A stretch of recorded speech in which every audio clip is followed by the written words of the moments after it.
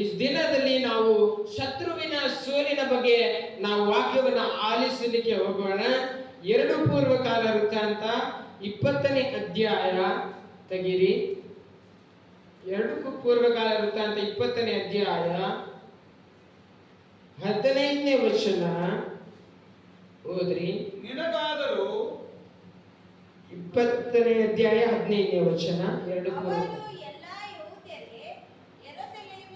ಯೆರೂಸಲೇಮಿನವರೇ, ಅರಸನಾದ ಯೆಹೋಷಾಫಾಟನೇ, ಯೆಹೋವನು ಹೇಳುವುದನ್ನ ಕೇಳಿರಿ.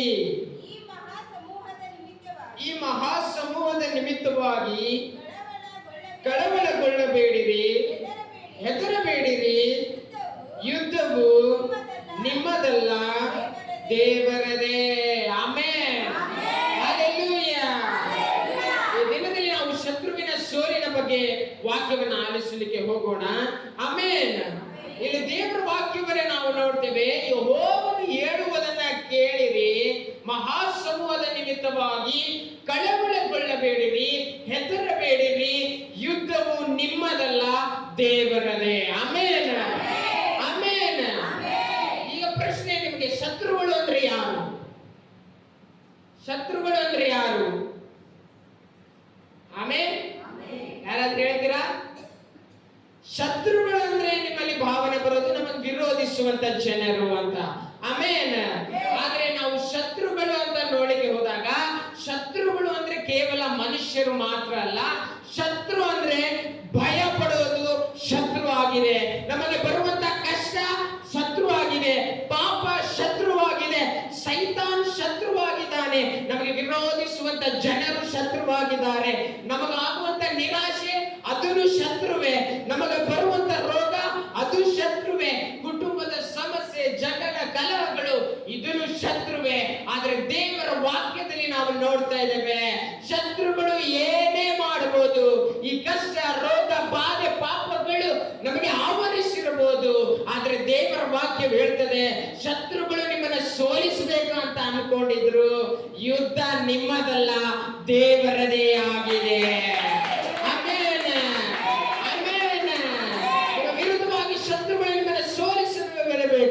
ಇವರನ್ನ ಪೀಡಿಸಿ ಬಿಡಬೇಕು, ಇವರನ್ನ ಏನಾದ್ರೂ ಮಾಡಿಬಿಡಬೇಕು ಅಂತ ಅನ್ಕೊಂಡು ನಿಮ್ಮ ಮೇಲೆ ಯುದ್ಧಕ್ಕೆ ಬಂದರು. ನನ್ನ ದೇವರು ಹೇಳ್ತಾ ಇದ್ದಾನೆ, ನೀನು ದೇವರಲ್ಲಿ ನಂಬಿಕೆ ಇಡುವುದಾದ್ರೆ ಯುದ್ಧ ನಿನ್ನದಲ್ಲ, ಅದು ನಾನು ನಿನಗೋಸ್ಕರ ಯುದ್ಧ ಮಾಡ್ತೇನೆ. ಆಮೆನ್. ಆಮೆನ್. ಕಳವಳ ಪಡಕ್ಕೆ ಹೋಗ್ಬೇಡ್ರಿ.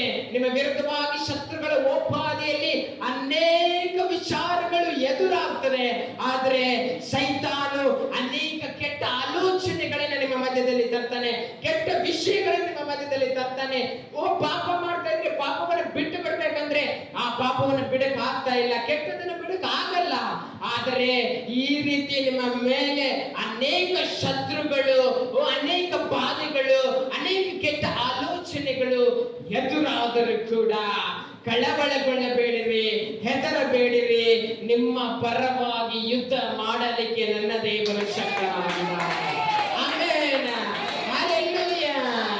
ನಿಮ್ಮೊಂದು ಕೆಲಸ ಇದ್ರಲ್ಲಿ ಕೈ ಹಾಕ್ರಿ, ನಂಬಿಕೆ ಇಡ್ರಿ, ದೇವರು ಅದರಲ್ಲಿ ನಿಮ್ಮನ್ನ ಜಯವನ್ನು ಕೊಟ್ಟು ನಡೆಸಲಿಕ್ಕೆ ಶಕ್ತನಾಗಿದ್ದಾನೆ. ಹಲ್ಲೆಲೂಯಾ. ಹಲ್ಲೆಲೂಯಾ. ವಿಮೋಚನ ಕಾಂಡ 14ನೇ ಅಧ್ಯಾಯ 14ನೇ ವಚನವನ್ನ ಓದ್ರಿ. ವಿಮೋಚನ ಕಾಂಡ 14:14 ಯೆಹೋವನೇ ನಿಮಗಾಗಿ ಯುದ್ಧ ಮಾಡುವನು, ನೀವಂತೂ ಸುಮ್ಮನೆ ಇರ್ರಿ ಎಂದು ಹೇಳಿದನು. ಹಲ್ಲೆಲೂಯಾ. ಹಲ್ಲೆಲೂಯಾ. ಶತ್ರುಗಳು ಎಷ್ಟೇ ತಂತ್ರೋಪಾಯಗಳನ್ನ ಹೂಡಿದರು, ನೀವಂತೂ ಸುಮ್ಮನೆ ಇರ್ರಿ, ನೀವಂತೂ ಸುಮ್ಮನೆ ಇರ್ರಿ, ನೀವು ಮೌನವಾಗಿರ್ರಿ. ನಿಮಗೋಸ್ಕರ ನಿಮ್ಮ ಪರವಾಗಿ ಯುದ್ಧ ಮಾಡಲಿಕ್ಕೆ ನನ್ನ ದೇವರು ಶಕ್ತನಾಗಿದ್ದಾನೆ.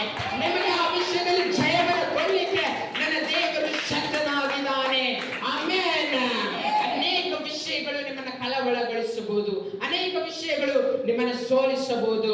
ಮನುಷ್ಯನ ಮೇಲೆ ಕಷ್ಟ, ನಷ್ಟ, ಬಾಧೆಗಳು, ವ್ಯಾಧಿಗಳು ಇಟ್ಟಿದ್ದೆ, ಆದರೆ ನಿನ್ನ ನಂಬಿಕೆ ದೇವರ ಮೇಲೆ ಇರುವುದಾದರೆ ನಿನ್ನ ಪರವಾಗಿ ಪ್ರತಿಯೊಂದು ವಿಷಯಗಳಲ್ಲೂ ಕಾರ್ಯ ನಡೆಸಲಿಕ್ಕೆ ನನ್ನ ದೇವರು ಶಕ್ತನಾಗಿದ್ದಾನೆ. ನೀವು ಸುಮ್ಮನೆ ಇದ್ದು ನೋಡ್ರಿ, ನನ್ನ ದೇವರು ಯಾವ ರೀತಿ ಯುದ್ಧ ಮಾಡ್ತಾನಂದ್ರೆ ನೀನೇ ನಂಬಕ್ಕಾಗದೆ ಇರುವ ರೀತಿಯಲ್ಲಿ, ಮನುಷ್ಯರು ಆಶ್ಚರ್ಯ ಪಡುವ ರೀತಿಯಲ್ಲಿ ದೇವರು ಸಹಾಯ ಮಾಡಿ ನಡೆಸುವಾತನಾಗಿದ್ದಾನೆ. Amen, hallelujah. 1 ಕೊರಿಂಥಿ 15ನೇ ಅಧ್ಯಾಯ, 1 ಕೊರಿಂಥಿ 15ನೇ ಅಧ್ಯಾಯ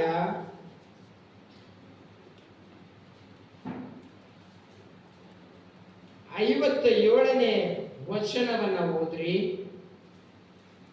ಆದರೆ ದೇವರು ನಮ್ಮ ಕರ್ತನಾದ ಯೇಸು ಕ್ರಿಸ್ತನ ಮೂಲಕ ನಮಗೆ ಜಯವನ್ನು ಕೊಟ್ಟಿದ್ದಾನೆ. ಆತನಿಗೆ ಸ್ತೋತ್ರ. Hallelujah, hallelujah. ನಮ್ಮ ಪ್ರತಿಯೊಂದು ಕಾರ್ಯದಲ್ಲೂ ನಮಗೆ ಜಯವನ್ನ ಕೊಡಲಿಕ್ಕೆ ಆತನು ಶಕ್ತನಾಗಿದ್ದಾನೆ. ಯಾವ ನಾಮ? ಕರ್ತನಾದ ಯೇಸು ಕ್ರಿಸ್ತನ ಮೂಲಕ ನಮಗೆ ಜಯ ಉಂಟಾಗುತ್ತದೆ. Amen, amen. ರೋಮಾಪುರದವರಿಗೆ ಬರೆದ ಪತ್ರಿಕೆ 8ನೇ ಅಧ್ಯಾಯ 37ನೇ ವಚನದಲ್ಲಿ ನಾವು ನೋಡ್ತೇವೆ. ಓದ್ರಿ. ಆದರೆ ನಮ್ಮನ್ನು ಪ್ರೀತಿಸಿದ ಆತನ ಮೂಲಕವಾಗಿ ನಾವು ಈ ಎಲ್ಲಾ ವಿಷಯಗಳಲ್ಲಿ ಪೂರ್ಣ ಜಯಶಾಲಿಗಳಾಗುತ್ತೇವೆ. Hallelujah, hallelujah. ನಮ್ಮನ್ನು ಪ್ರೀತಿಸಿದ ಆತನು. ನಿಮ್ಮನ್ನ ಪ್ರೀತಿಸಿದವರು ಯಾರು? ನಿಮ್ಮನ್ನ ಪ್ರೀತಿಸಿ ಆರಿಸಿಕೊಂಡು ಇವತ್ತು ನಿಲ್ಲಿಸಿದ ಆತನು ನನ್ನ ದೇವರಾಗಿದ್ದಾನೆ. ಆಮೇಲೆ ನಮ್ಮನ್ನು ಪ್ರೀತಿಸಿದ ಆತನ ಮೂಲಕವಾಗಿ ನಾವು ಯಾವ ವಿಷಯ, ಎಲ್ಲಾ ವಿಷಯಗಳಲ್ಲೂ ನಾವು ಬರೀ ಜಯಶಾಲಿಗಳಲ್ಲ, ಪೂರ್ಣ ಜಯಶಾಲಿಗಳಾಗುವಂತೆ ದೇವರು ಸಹಾಯ ಮಾಡ್ತಾನೆ. ಆಮೇಲೆ ಮುಂದೆ 38ರಲ್ಲಿ ನೋಡ್ತೇವೆ.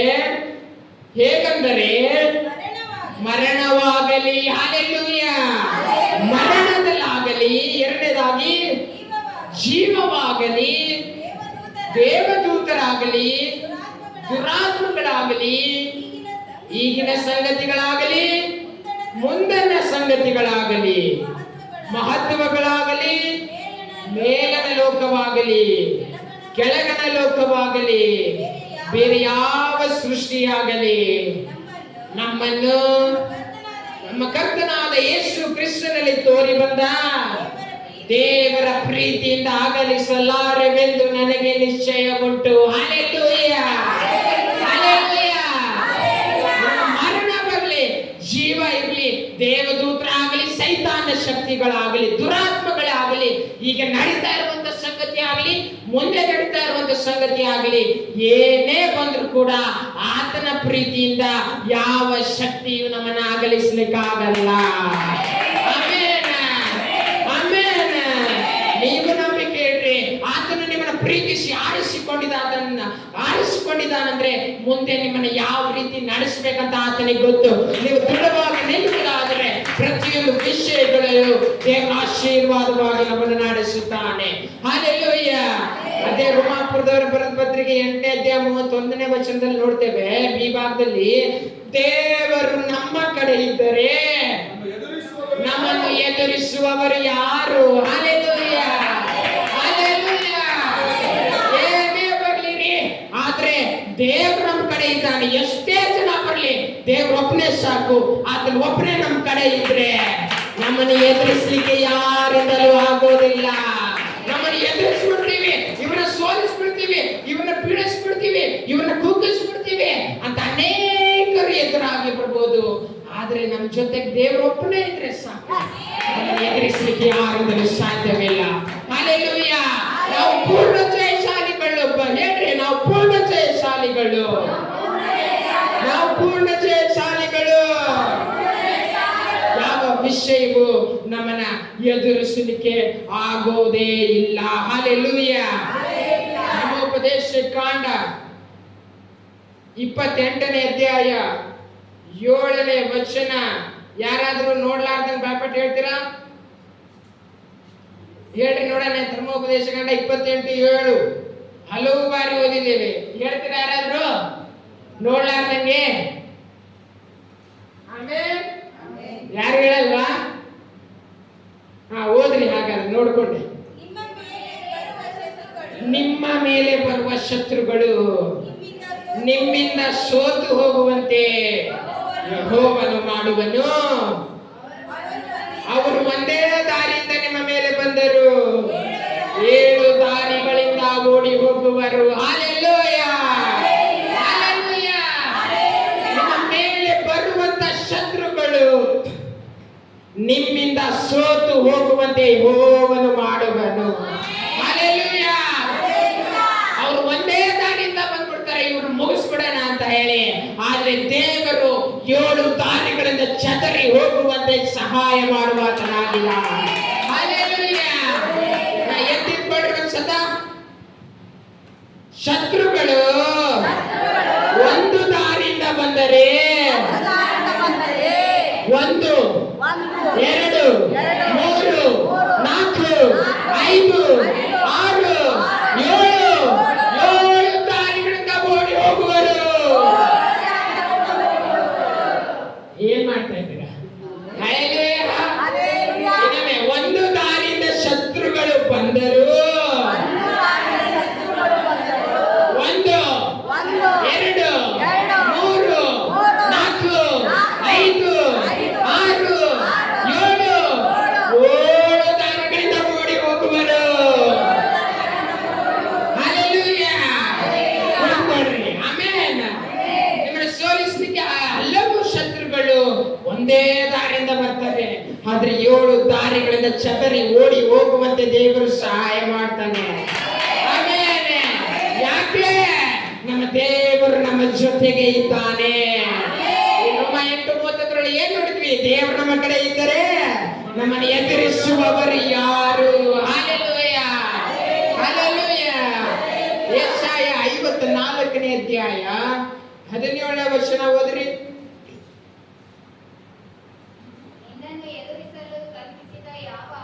ನಿನ್ನನ್ನು ಎದುರಿಸಲು ಕಲ್ಪಿಸಿದ ಯಾವ ಆಯುಧವು ಜಯಿಸದು. ಹಲ್ಲೆಲೂಯಾ. ನಿಮ್ಮನ್ನ ಎದುರಿಸಲಿಕ್ಕೆ ಕಲ್ಪಿಸಿದ ಯಾವ ಆಯುಧವೋ ಅದು ನಿಮ್ಮ ವಿರುದ್ಧವಾಗಿ ಜಯಿಸೋದೇ ಇಲ್ಲ. Amen, amen. ನಮಗೆ ಆಯುಧ ಬೇಕಾಗಿಲ್ಲ, ನಮ್ಮ ಪರವಾಗಿ ದೇವರಿದ್ದಾನೆ. ನಮ್ಮಲ್ಲಿ ನಂಬಿಕೆ ಹೊಂದಿದ್ದರೆ ಯಾವ ಆಯುಧವು, ಎಷ್ಟೇ ಶತ್ರುಗಳು ಯಾವ ಆಯುಧವನ್ನ ಕಲ್ಪಿಸಿದರೂ ಕೂಡ ಅದು ನಮ್ಮ ವಿರುದ್ಧವಾಗಿ ಜಯಿಸಲ್ಲ. Amen, amen. 1 ಸಾಮುವೇಲ 17ರಲ್ಲಿ ನೋಡ್ತೇವೆ. 1 ಸಾಮುವೇಲ 17ನೇ ಅಧ್ಯಾಯ ತೆಗಿರಿ. ಇಲ್ಲಿ 49ನೇ ವಚನ ಓದ್ರಿ. 1 ಸಾಮುವೇಲ 17:49. ಆ ಫಿಲಿಷ್ಟಿಯನನ್ನು ಸಂಧಿಸಿ ಕೈಯನ್ನು ಚೀಲದಲ್ಲಿ ಹಾಕಿ ಒಂದು ಕಲ್ಲನ್ನು ತೆಗೆದು ಅವನ ಹಣೆಗೆ ಗುರಿ ಇಟ್ಟು ಕವನೆಯನ್ನು ಬೀಸಿ ಹೊಡೆಯಲು ಕಲ್ಲು ಅವನ ಹಣೆಯೊಳಗೆ ಹೊಕ್ಕಿತು, ಅವನು ಬೋರಲು ಬಿದ್ದನು. Hallelujah, hallelujah, hallelujah. ದಾವೀದ ಅನ್ನೋ ಒಂದು ಚಿಕ್ಕ ಹುಡುಗ, ದೇವರ ಮಗ, ಅವನು ಗೋಲಿಯಾತನ ವಿರುದ್ಧವಾಗಿ ಬಂದಾಗ ಇದು ಗೋಲಿಯಾತ ಏನ್ ತಗೊಂಡು ಬಂದ ಅಂತ ನೀವು 45ನೇ ವಚನ ಓದ್ರಿ. ಅಲ್ಲಿ ಆಗ ದಾವೀದನು ಅವನಿಗೆ, ನೀನು ಈಟಿ ಕತ್ತಿ ಭಕ್ಷಿಗಳೊಡನೆ ನನ್ನ ಬಳಿಗೆ ಬರುತ್ತಿ, ನಾನಾದರೂ ನೀನು ಹೀಯಾಳಿಸಿದಂತಹ ಸೇನಾಧೀಶ್ವರನು, ಇಸ್ರಾಯೇಲರ ಯುದ್ಧ ಭಟರ ದೇವರು ಆಗಿರುವ ಯೆಹೋವನ ನಾಮದೊಡನೆ ನಿನ್ನ ಬಳಿಗೆ ಬರುತ್ತೇನೆ. Hallelujah, hallelujah. ಅಷ್ಟು ದೊಡ್ಡ ಮನುಷ್ಯ ಗೋಲಿಯಾತನು ಅವನ ಎದುರಾಗಿ ನಿಂತಿದ್ದಾನೆ. ದಾವೀದನು ಚಿಕ್ಕ ಹುಡುಗ, ಅವನು ಹೇಳ್ತಾ ಇದ್ದಾನೆ, ನೀನು ಈಟಿ ಕತ್ತಿ ಬರ್ಸಿಗಳೊಡನೆ ಬರ್ತಾ ಇದೀಯಾ, ನನ್ನ ಹತ್ರ ಯಾವ ಆಯುಧ ಇಲ್ಲ. ನೀನು ಹೀಯಾಳಿಸಿದೆ ಅಲ್ಲ, ನೀನು ಅವಮಾನ ಪಡಿಸಿದೆ ಅಲ್ಲ, ನೀನು ತಪ್ಪಾಗಿ ಮಾತಾಡಿದೆ ಅಲ್ಲ. ಮತ್ತು ಇಸ್ರಾಯೇಲರ, ಅಲ್ಲಿ ಮುಂದೆ ನೋಡ್ರಿ, ಏನ್ ಮುಂದೆ? ಇಸ್ರಾಯೇಲರ ಯುದ್ಧ ಭಟರ ದೇವರು ಆಗಿರುವ ಸೇನಾಧೀಶ್ವರನಾದ ಯೆಹೋವನ ನಾಮದೊಡನೆ ನಿನ್ನ ಬಳಿಗೆ ಬರುತ್ತೇನೆ. ಹಲ್ಲೆಲೂಯಾ. ಆ ಗೋಲಿಯಾತನು ಈಟಿ ಕತ್ತಿ ಬರ್ಸಿ ಹಿಡ್ಕೊಂಡು ನಿಂತಿದ್ದಾನೆ, ಆದ್ರೆ ಅವನಷ್ಟೆಲ್ಲ ಹಿಡ್ಕೊಂಡು ನಿಂತಿದ್ರು ದಾವೀದನು ಎಷ್ಟು ಧೈರ್ಯದಿಂದ ಮಾತಾಡ್ತಾ ಇದ್ದಾನೆ. ಇವನ ಹತ್ರ ಏನೂ ಇಲ್ಲ, ನೀನ್ ಹೀಯಾಳಿಸಿದೆ ಅಲ್ಲ, ಯೆಹೋವನ ನಾಮದೊಳಗೆ ನಿನ್ನ ಬಳಿಗೆ ಬರ್ತೀನಿ, ಬಾ ನೋಡೋಣ ಯಾರು ಗೆಲ್ತಾರೆ. ದೊಡ್ಡ ಆಯುಧ ತಗೊಂಡು ಹೋಗ್ಲಿಲ್ಲ ದಾವೀದ. ನಾವಲ್ಲಿ ಮುಂದೆ ನೋಡ್ತೇವೆ, ಒಂದು ಕಲ್ಲನ್ನ ತೆಗೆದು ಅವನ ಹಣೆಗೆ ಗುರಿ ಇಟ್ಟು ಕವಣೆಯನ್ನು ಬೀಸಿ ಹೊಡೆಯಲು ಕಲ್ಲು ಅವನ ಹಣೆಯೊಳಗೆ ಹೊಕ್ಕಿತ್ತು. ಒಂದು ಸಣ್ಣ ಕಲ್ಲ ಕವಣೆಯೊಳಗೆ ಹಾಕಿ ಬೀಸಿ ಒಗೆದ ಸೀದಾ ಗುರಿ ಅವನ ಹಣೆಗೆ ಹೊಕ್ಕಿತ್ತು.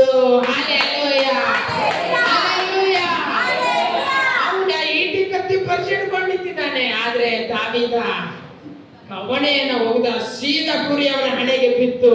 ಇವನು ಜಯ ಸಾಧಿಸಿದ. ಇವನು ಚಿಕ್ಕ ಹುಡುಗ ಆಗಿರ್ಬೋದು, ಇವನ ಪರವಾಗಿ ಯಾರಿದ್ರು? ನಾನು ನೀನು ಆರಾಧಿಸಿರುವಂತ ಸೇನಾಧೀಶನಾದ ದೇವರು. ಎಂತದ್ದೇ ಶತ್ರುಗಳು, ಎಂತದ್ದೇ ಅಪಾಯಗಳು, ಎಂತದ್ದೇ ನಿಮಗೆ ಚಿಂತೆಗೆ ಒಳಪಡಿಸುವಂತ, ನಿಮಗೆ ಕಳವಳಕ್ಕೆ ಒಳಪಡಿಸುವಂತ, ನಿಮ್ಮನ್ನು ಸೋಲಿಸುವಂತ, ನೀವು ಚೆನ್ನಾಗಿ ನಂಬಿಕೆಯಲ್ಲಿ ಬೆಳೀತಾ ಇರುವಾಗ ಅನೇಕ ಶೋಧನೆಗಳು ಎದುರಾದರು. ಭಯ ಪಡಬೇಡ್ರಿ, ನಿಮ್ಮ ಪರವಾಗಿ ಯುದ್ಧ ಮಾಡಲಿಕ್ಕೆ ನನ್ನ ದೇವರು ಇದ್ದಾನೆ. ಆಮೆನ್. ಆತನು ಇದ್ದಾತನು, ಮುಂದೆ ಇರುವಾತನು, ನಡೆಸುವಾತನು ಆಗಿದ್ದಾನೆ. 14 ಏನ್ ನೋಡಿದ್ವಿ?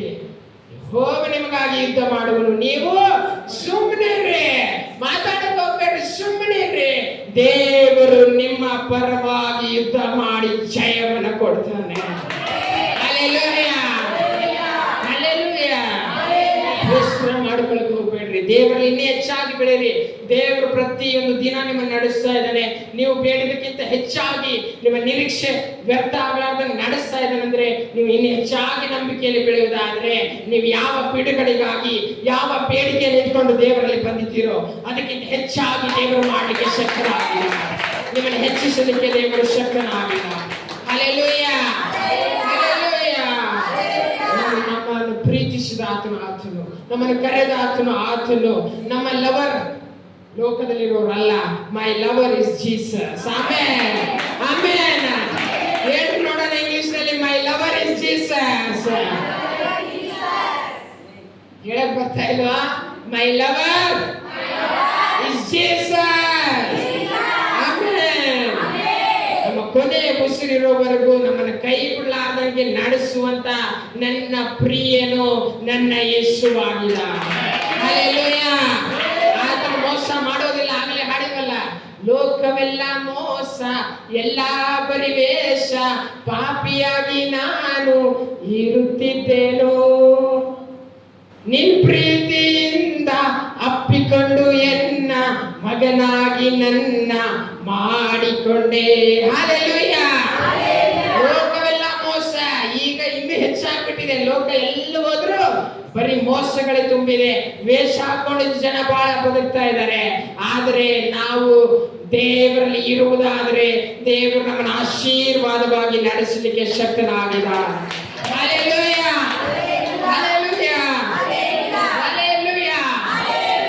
ಚರಣದಲ್ಲಿ ನೋಡಿದ್ವಲ್ಲ, ವಂಚನೆಯ ಜೀವನ, ತಪ್ಪಾದ ಸ್ನೇಹ, ತಪ್ಪಾದ ಮಾತುಗಳನ್ನ ನೋಡಿದೆ. ಹಲ್ಲೆಲೂಯಾ. ವಂಚನೆಯ ಜೀವನ ಮಾಡಿದ್ವಿ ಇಷ್ಟು ದಿವಸ, ಆದ್ರೆ ದೇವರು ಆಶೀರ್ವಾದ ಜೀವನ ಮಾಡಲಿಕ್ಕೆ ಸಹಾಯ ಮಾಡಿದ. ಹಲ್ಲೆಲೂಯಾ. ಲೋಕದಲ್ಲಿ ತಪ್ಪಾದ ಸ್ನೇಹ, ತಪ್ಪಾದ ಗೆಳೆತನ ಮಾಡಿದ್ವಿ, ಆದ್ರೆ ದೇವರು ನಮ್ಮ ಗೆಳೆಯನಾಗಿದ್ದು ಇದುವರೆಗೂ ನಡೆಸಿದ್ದಾನೆ. ತಪ್ಪಾದ ಮಾತುಗಳನ್ನು ಲೋಕದಲ್ಲಿ ಇರುವಾಗ ಆಡಿದ್ವಿ, ಆದ್ರೆ ಒಳ್ಳೊಳ್ಳೆ ಮಾತುಗಳನ್ನು ಆಡಲಿಕ್ಕೆ ದೇವರು ನಮ್ಮ ಜೀವಿತದಲ್ಲಿ ಕಲಿಸಿಕೊಟ್ಟ. ಆಮೇನ್. ಆತನೇ ನಮ್ಮ ಗೆಳೆಯ, ಆತನೇ ನಮ್ಮ ಸಂಬಂಧಿಕ, ಆತನೇ ನಮ್ಮ ತಂದೆ, ಆತನೇ ನಮ್ಮ ತಾಯಿ, ಆತನೇ ನಮ್ಮ ಬಂಡೆ, ಗುರಾಣಿ, ಕೋಟೆ. ಇದುವರೆಗೂ ಆತ ನಡೆಸಿದಾನೆ. ಮುಂದೆ ಇನ್ನು ವಿಶೇಷ ವಿಶೇಷ ವಿಶೇಷ ವಿಶೇಷ ವಿಶೇಷವಾಗಿ ಆತನು ನಡೆಸಿದ್ದಾನೆ. Hallelujah, hallelujah. ಗಟ್ಟಿಯಾಗಿ ನಿಂತ್ಕೊಳ್ರಿ, ನಂಬಿಕೆಯಲ್ಲಿ ನಿಂತ್ಕೊಳ್ರಿ. ಆತನು ನಿಮ್ಮ ಪರವಾಗಿ ಯುದ್ಧ ಮಾಡಲಿಕ್ಕೆ ಶಕ್ತನಾಗಿದ್ದಾನೆ. ಹಲ್ಲೆಲೂಯಾ. ಪ್ರಾರ್ಥನೆ ಮಾಡಿಕೊಳ್ಳೋಣ. ಪರಿಶುದ್ಧನೇ ಸರ್ವಶಕ್ತನಾದ ದೇವರೇ, ನಿಮಗೆ ಸ್ತೋತ್ರವಾಗಲಿ. ನೀನು ನನ್ನ ಮೂಲಕವಾಗಿ ಮಾತನಾಡಿದಕ್ಕಾಗಿ ವಂದನೆಗಳು ಅಪ್ಪ. ಎಷ್ಟೇ ಶೋಧನೆ, ಕಷ್ಟ, ವೇದನೆ, ರೋಗಗಳು ಬಂದರೂ ಕೂಡ ನೀನ್ ನಮ್ಮ ಪರವಾಗಿ ಇರ್ತೀಯ ದೇವರೇ. ನೀನು ನಮ್ಮ ಪರವಾಗಿರುವಾಗ ನಮ್ಮನ್ನು ಎದುರಿಸಲಿಕ್ಕೆ ಯಾವ ಶಕ್ತಿಯಿಂದಲೂ ಸಾಧ್ಯವಿಲ್ಲ. ನೀನು ಸಹಾಯ ಮಾಡಿ ನಡೆಸು, ಮುಂದಿನ ವಿಶೇಷವಾಗಿ ನಡೆಸು. ನಮ್ಮಲ್ಲಿ ನಂಬಿಕೆ ಕಡಿಮೆ ಆಗಿದ್ರೆ ಹೆಚ್ಚಾದ ನಂಬಿಕೆ, ಆಸಕ್ತಿ, ಭಯಭಕ್ತಿಯನ್ನು ಕೊಟ್ಟು ನೀನು ದೃಢವಾಗಿ ನಿಲ್ಲುವಂತೆ ನೀನು ಸಹಾಯ ಮಾಡು. ನೀನು ವಾಕ್ಯದ ಮೂಲಕವಾಗಿ ಮಾತಾಡಿದಕ್ಕಾಗಿ ವಂದನೆಗಳು, ಇವರನ್ನು ಧೈರ್ಯಪಡಿಸಿದಕ್ಕಾಗಿ ವಂದನೆಗಳು. ನೀನೇ ಮುಂದೆಯೂ ಸಹಾಯ ಮಾಡಿ ನಮ್ಮ ಅವಶ್ಯಕತೆಗಳು ಏನಿದೆಯೋ, ನಮ್ಮ ಬೇಡಿಕೆಯನ್ನು ಏನಿದೆಯೋ ಅದಕ್ಕೆ ತಕ್ಕ ಪ್ರತಿಫಲ, ಬಿಡುಗಡೆ ಕೊಟ್ಟು ನೀನು ನಡೆಸಬೇಕಾಗಿ ನೀನು ಬೇಡ್ಕೊಳ್ತಾ ಇದ್ದೀನಿ. ಈ ಭಾಗದವರೆಗೂ ಈ ಭಾನುವಾರ ದಿನ ನೀನು ನಡೆಸಿದಕ್ಕಾಗಿ ವಂದನೆಗಳು. ಬಂದಿರುವ ಎಲ್ಲ ಮಕ್ಕಳನ್ನು ಮುಟ್ಟು ಆಶೀರ್ವದಿಸು. ಯೇಸುವಿನ ಪರಿಶುದ್ಧ ನಾಮದಲ್ಲಿ ಬೇಡಿ ಆಶೀರ್ವಾದ ಹೊಂದಿವೆ ನಮ್ಮ ತಂದೆಯಾದ ದೇವರೇ. ಆಮೆನ್.